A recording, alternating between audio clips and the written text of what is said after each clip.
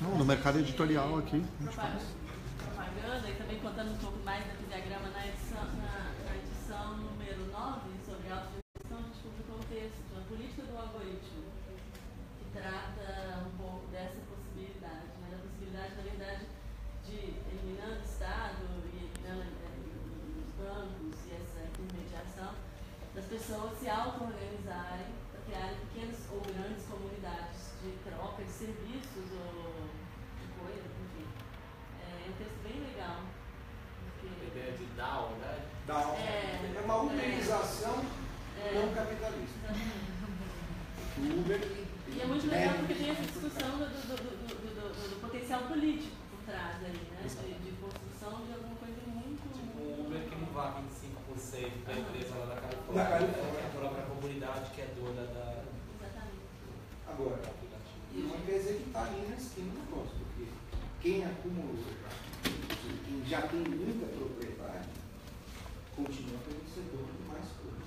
Eu acho que a questão central, desse ponto de vista, aquele Marx mesmo, é a propriedade privada. Né? Quando isso é controlado, o carro, quem é o dono do carro?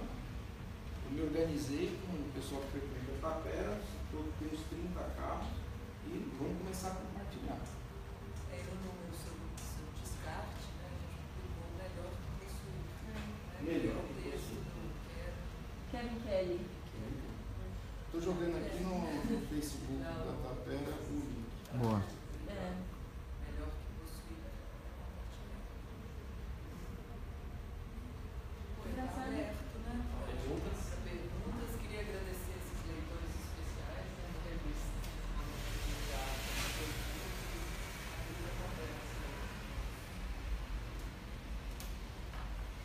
E aí?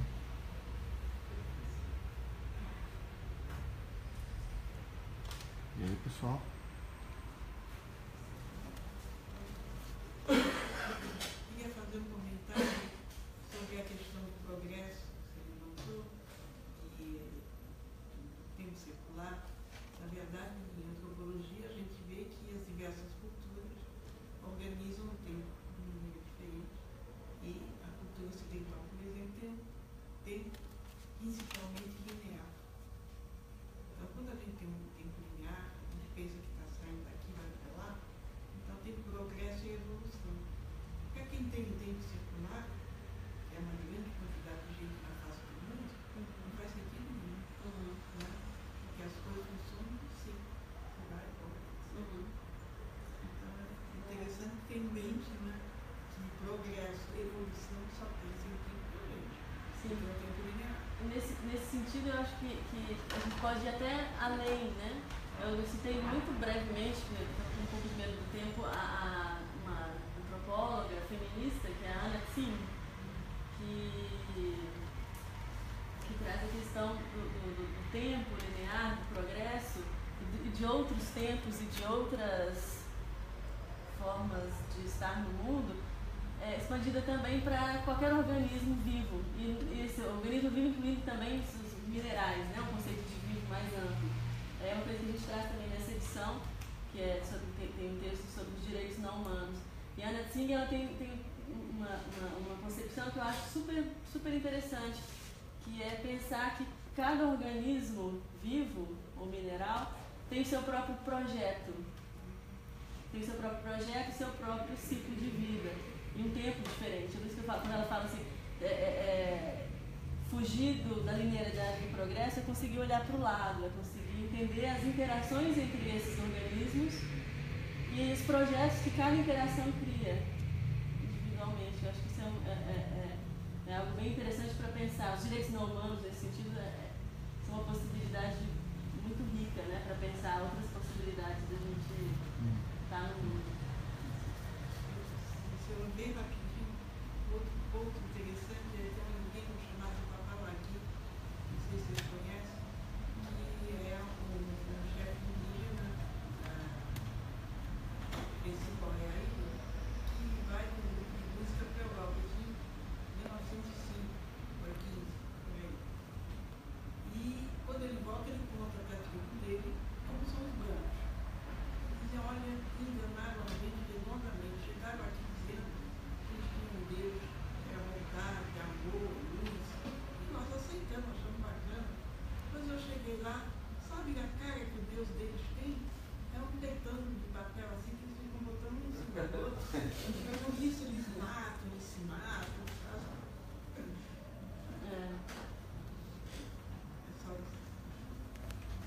Eu achei esse artigo dos direitos fundamentais da natureza, que abre, né?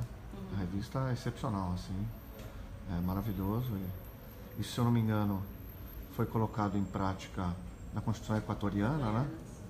E, enfim, é triste a gente ter que reconhecer o quão distantes a gente está de tentar pautar essa discussão minimamente no nosso atual cenário, mas isso talvez torne ainda mais importante avançar nessas discussões, né? Tem o pessoal aqui da Autonomia Literária, da editora, que está editando livros, editou o livro do Bem Comum, do Bem Viver, conceitos também que questionam essa questão linear do tempo. Quer dizer, está tudo bem intrincado, né? Uma rede de conhecimentos, as moedas sociais também, uma rede de conhecimentos, de trocas, de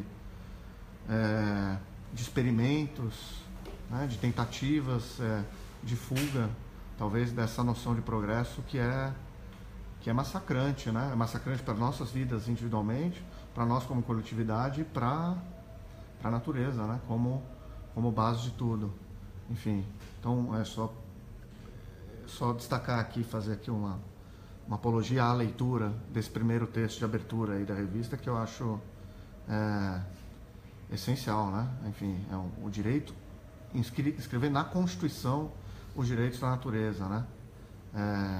Trazendo aqui para uma discussão mais contemporânea, até recentíssima, assim, e que as verdadeiras razões ainda não estão nem exatamente tão claras, mas na sexta-feira caiu o secretário de Meio Ambiente de São Paulo e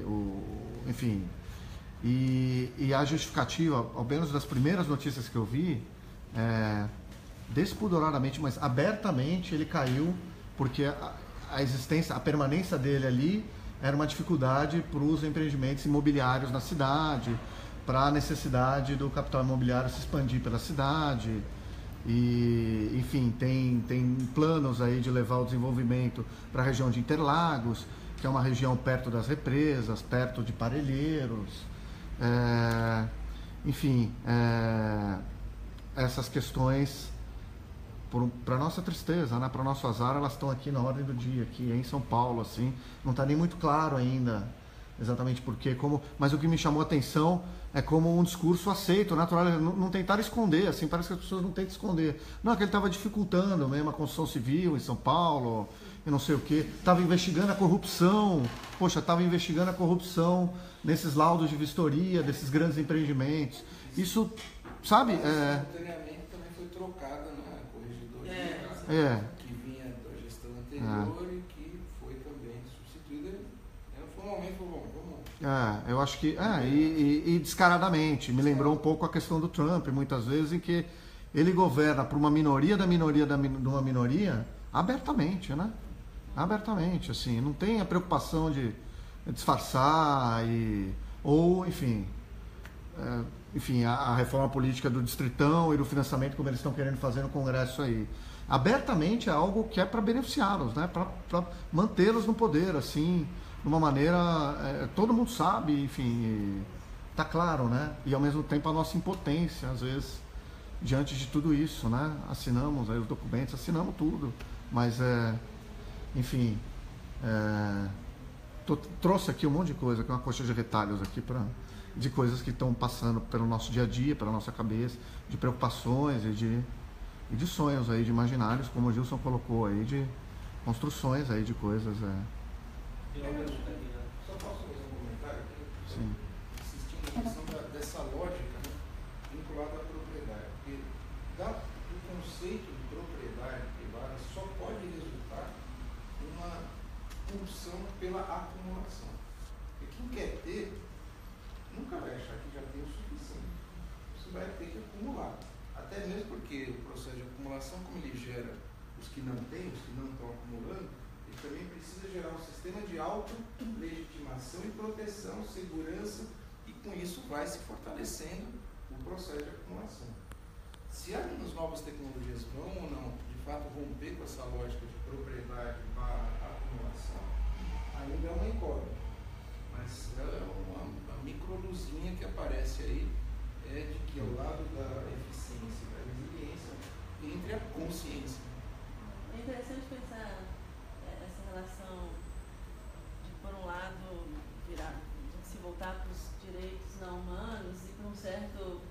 devir índio, Eduardo Ribeiro de Castro, ele defende um pouco assim, a única solução contra o fim do mundo é a gente mudar a nossa forma de estar no mundo e virar mais índio, como que isso se cruza com a tecnologia, né? Esse devir índio tecnológico. Tem alguma coisa. Queria perguntar um pouco sobre o que você traz dessa sobre resiliência, questionando os pontos de eficiência tipicamente estudado na economia. Eu acho que tem duas perguntas nisso. Que vertente tem se interessado por desenvolver essa vertente acadêmica? Quem que está realmente procurando? Eu estudei, fiz graduação em economia pouco tempo atrás e não tinha muito questionamento geral sobre equilíbrios de mercado. Fiz super conservador, fiz o INSP, quer dizer, no Rio, que é bastante, enfim, prepara para mercado, no final não fui por esse caminho, mas perceber muito que, enfim, quem que está procurando essa questão da resiliência, existe algum tipo de metrificação da resiliência, porque a gente fala um pouco de externalidades, como toda a economia, externalidade ambiental, externalidade social, mas existe uma medida, para cada caso me parece um pouco abstrato, super interessante, mas tem dificuldade de também depois fazer um comentário sobre isso. Ok, bom, rapidamente, o próprio plenário traz um artigo que levanta, toda essa discussão crítica a PIB, Produto Interno Bruto, a medida do PIB.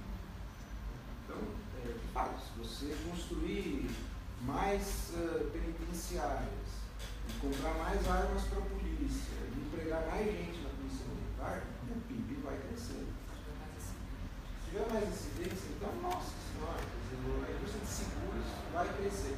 Tudo isso faz o PIB crescer, o que é bom para os economistas. Eu acho que tem cada vez mais gente olhando para parâmetros de calculabilidade que não passem pela monetização, pela avaliação, pela valorização dentro do critério de propriedade privada e acumulação de capital, que, em última análise, significa o seguinte: não importa se é um presídio ou se é um teatro.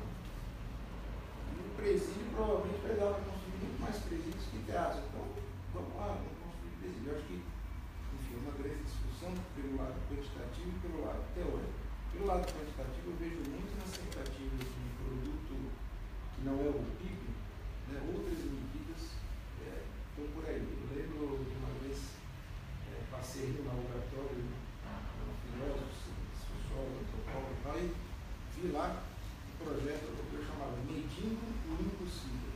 Então, eu acho que a questão da medida, claro que ela permanece, mas, por exemplo, se não for o PIB, se for algum outro tipo de medida, leva em consideração sustentabilidade, resiliência, a própria questão da afetividade. Né? Então, não é preciso ser apenas eficiente, é preciso ser resiliente. É efetivo, mas também afetivo. Né? Eu acho que, além da economia, nos últimos anos, muito por conta do crescimento dos estudos do feminismo, das correntes feministas, nas ciências sociais, alguns já falam isso aqui, nada afetivo. Ou seja, vamos fazer ciência, vamos fazer economia, política, ciências sociais, mas se você não trouxer essa dimensão afetiva, insistir, tudo se resolve no modelo de racionalidade, isso não só na economia, de modo geral. Eu acho que um exemplo bom realmente é como medir o crescimento ou o progresso, sem levar em consideração alguma dimensão de consciência além da eficiência. Olha, eu não quero mais presídios, eu quero mais teatros. Como é que eu vou fazer para chegar nisso? E não apenas em mais crescimento. Eu não quero mais carros, mas eu posso ter outros modelos de mobilidade que vão fazer a economia crescer de um outro jeito. Então, acho que são avenidas que estão se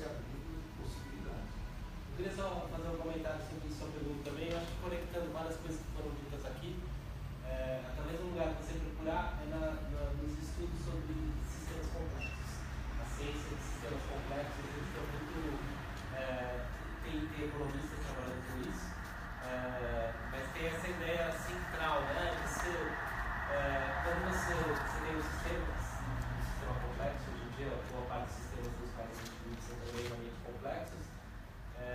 Você pode embarcar numa busca sem fim pela eficiência. Você tem um sistema complexo que tem lá 1000 partes conectadas, você descobre o jeito mais eficiente de fazer um trabalho, e você põe essas 1000 partes para fazer as coisas exatamente do mesmo jeito. Você vai ter um ganho tremendo de eficiência. Você vai ter uma lucratividade máxima que você pode conseguir. Você tem um mínimo de resiliência. Qualquer mudança microscópica na realidade do mercado, o seu negócio se inviabiliza, porque as suas 1000 partes estão fazendo exatamente a mesma coisa. Você pega a economia brasileira está muito pensada só em função da eficiência. Aí você pega a floresta amazônica, que tem trilhões de espécies, 1 hectare de floresta amazônica, você tem mais espécies do que na Europa inteira. Aí você tira tudo e você planta uma espécie só, soja, porque você já sabe que soja tem valor de mercado. Então não tem risco nenhum aí, né? Você sabe, é o máximo de dinheiro que você consegue tirar num hectare imediatamente.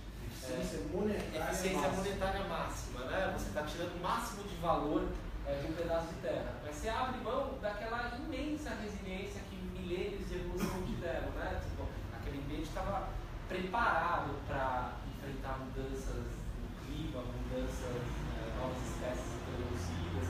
De repente não está mais. E assim, uma única praga. Hoje em dia quase toda a nossa soja tem a mesma semente, literalmente o mesmo código. O mesmo DNA ali, porque ela é vendida pela Monsanto exatamente igual uma a outra. Você pega uma praga que se dá bem com aquele desenho de gene, você pega toda a nossa produção, né? E não é só vulnerabilidade à praga. Ano retrasado, a principal agência de pesquisa de câncer do mundo concluiu que o glifosato, que é esse herbicida que a Monsanto, basicamente a semente da Monsanto era resistente ao glifosato. O glifosato é um herbicida potentíssimo que mata qualquer planta, menos as plantas da Monsanto. Então eles podem pôr bastante, porque não morre, né? No ano retrasado, a principal agência de câncer do mundo descobriu que o glifosato é provavelmente cancerígeno. Então, tipo, essa nossa falta de resiliência não está só na espécie, ela está na população brasileira. Vai que a gente descobre daqui a 5 anos que ela é muito cancerígena. A gente tem 200 milhões de pessoas consumindo isso. Então esse câncer não vai pegar só em 1, ou 2, ou 3, ou 200. A gente faz muitas apostas nos ganhos de escala, e o século XX foi o século da escala. E descobrir o jeito mais eficiente de fazer cada trabalho, fazer sempre daquele jeito. Quando você pega as empresas mais antigas do mundo, aquelas empresas que têm mais de 500 anos, você vai ver que raramente são empresas de alta eficiência. São empresas que fazem sempre o mesmo trabalho do mesmo jeito. Geralmente as empresas mais antigas do mundo são restaurantes, cervejarias, hotéis. São essas empresas que, por definição, elas são estranhas. Elas não têm só um jeito de fazer as coisas, elas têm peculiaridades, elas têm... E assim, eu sei que tem gente, o cara que promove o Scott Page, que é um cientista social, mas é um cientista da complexidade. Ele falava especificamente disso, de como eficiência e resiliência é um trade-off. Você tem ali o seu recurso, se você investir em dar mais diversidade no sistema, você vai reduzir sua eficiência e você vai aumentar a sua resiliência. Resiliência não dá dinheiro. Tem um economista, o Luiz Romero,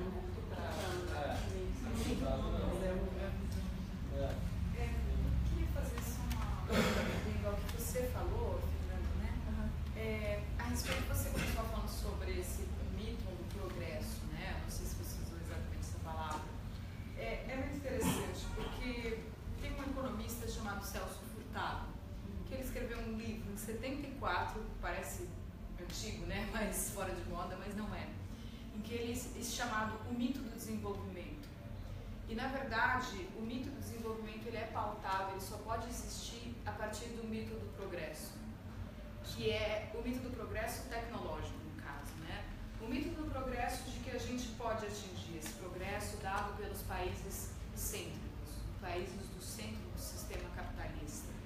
E é muito interessante, porque o que você colocou na sua fala, embora não com esses termos, até de certa forma com esses termos, porque esse termo centro-periferia, isso é dado pelo estruturalismo, São Paulo e tal, ele traz isso. E além, as duas grandes questões que vocês aqui todos colocaram, a questão do meio ambiente, claro, recursos finitos, né?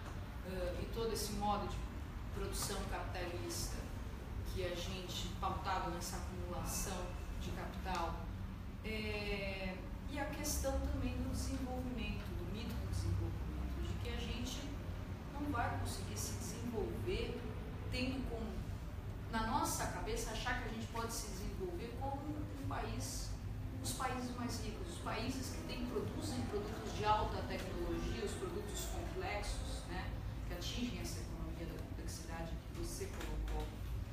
E exatamente também passa uma outra questão, que não é só do trem do progresso nesse sentido, mas a questão da concentração de renda. Um outro ponto que não foi abordado aqui, eu sei, claro, que não é muito o que nós estamos falando, mas que tem também a ver uma outra grande questão, né?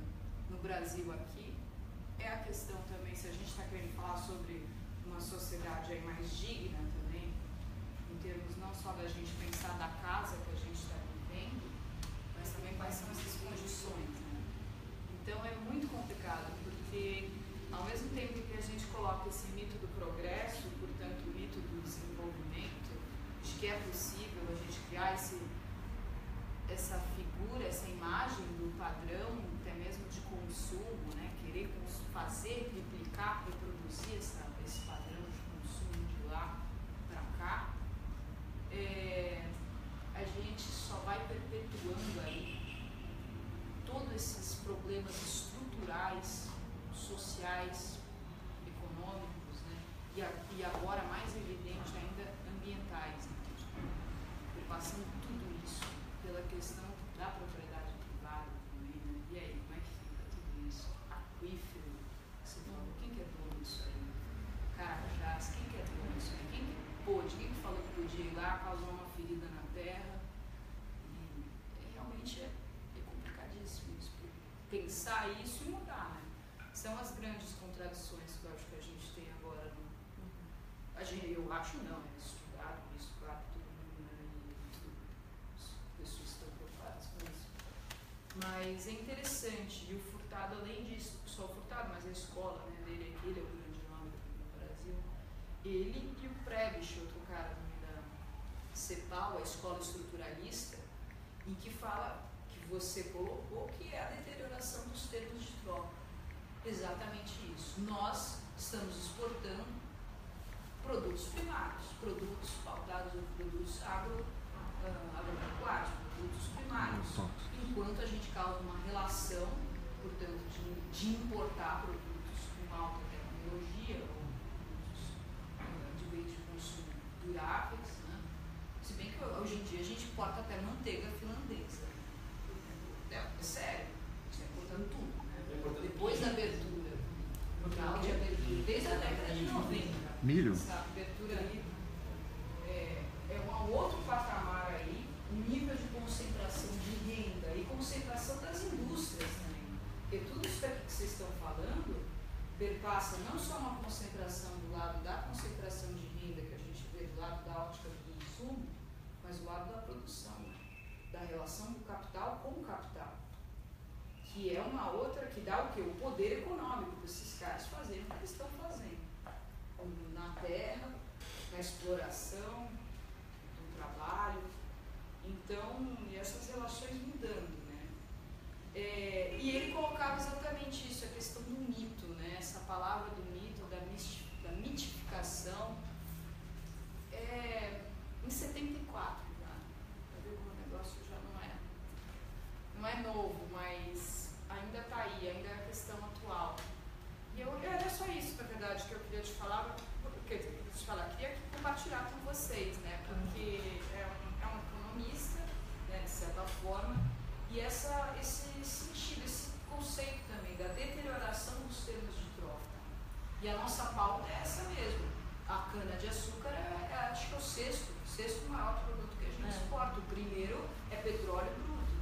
soja. Minério de ferro. Primeiro é soja. Primeiro é soja? Acho que é a Passou. terceira. Mas 2016 primeiro foi Aí soja, agora passou. É, Soja, então, porque caiu mas primeiro. enfim, Soja, soja, minério e petróleo são os... Carne é bem grande também, né? Carne de frango é quinta, acho que carne bovina é oitava. Mas o Celso Furtado, Franguinho.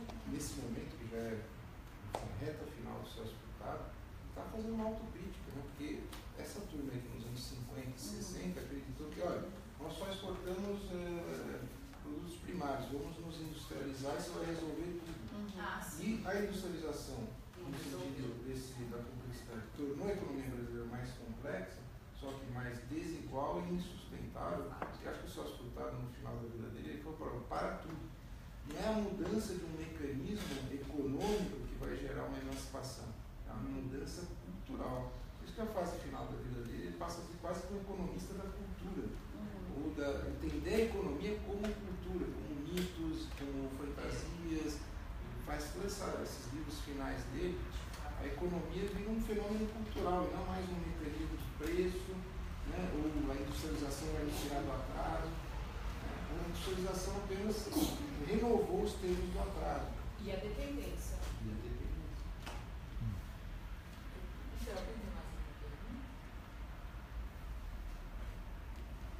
Podemos emitir a moeda também? Agora. Estamos aqui criando um novo Banco Central no centro. Nossa. Esse banco doce. Eu queria só fazer um pequeno comentário, repescando uma palavra, né, que o Denis falou. Você falou de utopia nessa leitura, e eu acho interessante a gente pensar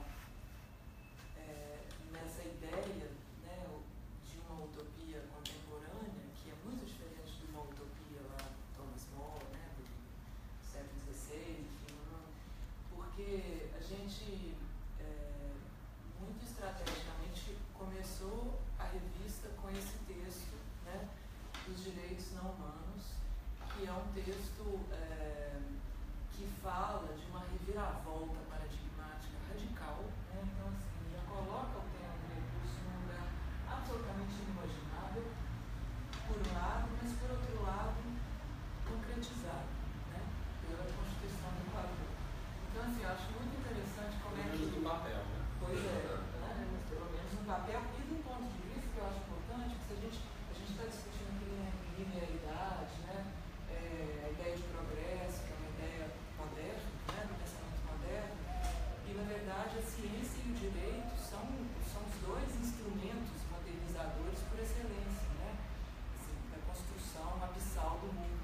Então, assim, como é que o direito, sendo um instrumento moderno, modernizador, como é que ele foi apropriado, né, ou transmutado, né, ou desconstruído, sei lá, mas é ele, né, que gera um elemento jurídico, né, de proteção ambiental. Então, eu acho interessante esse texto, como o Antônio falou, é um texto, um pressuposto, né, assim, da revista, eu acho, dessa nova possibilidade de pensar os recursos. Então, eu gosto de pensar, né, numa utopia muito mais heterotópica do que utópica, no sentido de que é um lugar, não um bom lugar, um lugar que não existe, mas um lugar que existe, um lugar dissensual, né, um lugar complexo, um lugar polêmico. Só nessa linha, acho que apareceu na conversa assim, do dinheiro esse outro texto aqui do Bruno Cava e da Ana Luísa Lopes, Quem Quer Dinheiro, em que eles colocam uma utopia da renda universal, né? E aí é interessante porque várias das coisas que foram faladas aqui, eu fiquei lembrando desse texto, eu acho ele muito espirituoso, assim, achei ele muito gostoso de ler. E uma hora o Bruno, eles jogam essa imagem, né? Se todo mundo fosse aos bancos tirar o dinheiro, não tinha o dinheiro. O dinheiro não existe, né? Então o dinheiro é uma confiança, né? E justamente quando tem as crises, que os governos tentam evitar é que as pessoas vão aos bancos, né? A crise na Grécia, aparece a manchete no jornal, né? O governo tenta evitar que as pessoas vão aos bancos. E aí eles tentam imaginar, né? Trazer esse elemento da renda universal. Já que o dinheiro é confiança, então por que não distribuímos essa confiança para inclusive, combater o precariado, né? Que ele aparece ali na coisa do Uber, que é muito interessante por um lado, né? De você ver uma auto-organização. Por outro lado, ele funciona como uma precarização em que 25%, né, do que todo mundo que circula em São Paulo de Uber hoje, que é uma quantidade gigantesca de gente, vai para o Vale do Silício. Né? Não existia isso há 4 anos atrás. O dinheiro que está sendo, fluxo de dinheiro, né, que está indo daqui para lá é gigantesco. E tentar imaginar esse lugar da renda universal, da tarifa zero, como esses lugares libertadores assim, da criatividade, né, da própria criação e do próprio trabalho como algo que você passa a fazer voluntariamente e pelo desejo, assim, parece uma conexão com essa pauta. Eu gosto muito desse horizonte que ele traz, assim, no jovem. Eu posso complementar que eu achei muito boa, faltou realmente mencionar esse artigo que compõe, né, essa revista e todo um conjunto de textos que tem uma coerência, né, interna, e acho que é isso, quer dizer, no final, o que é o universal? Depois de tantas idas e vindas na política, na violência, na desigualdade no século XX, está se recolocando o que é produtor de universalidade, se é que é possível essa utopia da universalidade, começa realmente pelo dinheiro, porque o dinheiro simula uma universalidade, que na prática é apropriado, assim como o direito, que também é direito universal, ele também é apropriado e transformado em máquina de desigualdade e de opressão. Então, assim, o comunismo caiu e os capitalistas, os ultraliberais, defendem essa privatização generalizada. E eu acho que a tecnologia, que é a evolução dessa ciência, desse direito, traz um potencial de universalização e não de privatização. E que isso não é comunismo, isso é o commons, é a gente resgatar o que nós temos em comum e que pode ser compartilhado, né? Sem nenhuma ditadura, nenhum estado totalitário, mas uma tecnologia realmente aberta e acessível, democratizada. Então, acho que é bom lembrar da renda universal, porque tudo que aponta para a universalidade significa freios a essa privatização, que é o pilar da acumulação.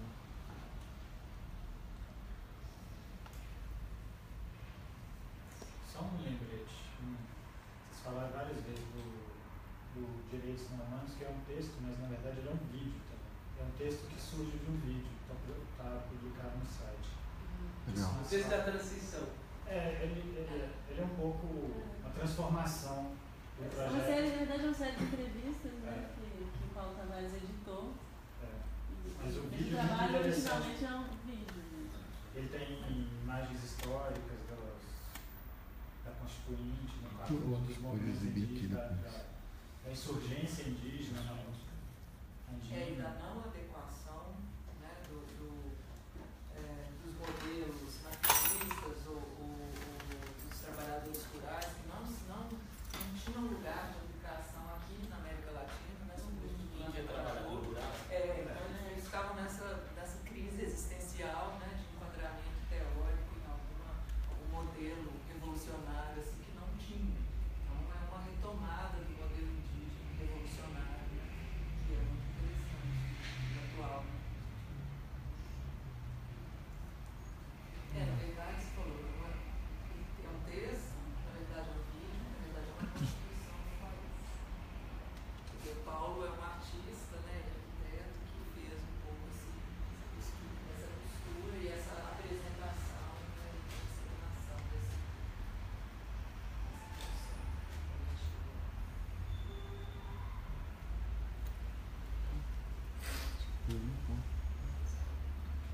Bom, então acho que foi incrível aqui a conversa que a gente teve aqui, com todas as emoções aí no meio do caminho, né? Enfim, sobrevivemos aí todos e todas. Queria agradecer a presença de todo mundo, agradecer aí a Bárbara e a Milena aí que seguraram a onda aí também, e todo mundo que, poxa, foi super paciente aí, compreensivo e legal. E a presença do Denis, do Gilson, incrível assim como tudo se encaixou, se complementou, se enriqueceu assim de uma maneira muito boa.